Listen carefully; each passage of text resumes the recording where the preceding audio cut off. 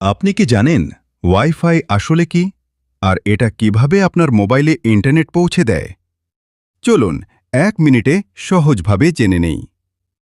Wifi হল একটি তারবিহীন প্রযুক্তি যার মাধ্যমে মোবাইল, ল্যাপটপ বা স্মার্ট টিভি ইন্টারনেটের সাথে সংযুক্ত হয়। প্রথমে আপনার ইন্টারনেট সার্ভিস প্রোভাইডার থেকে একটি কেবল বা ফাইবার লাইনের মাধ্যমে ইন্টারনেট রাউটারে আসে। এরপর রাউটার সেই ইন্টারনেটকে রেডিও সিগন্যালে রূপান্তর করে চারদিকে ছড়িয়ে দেয়।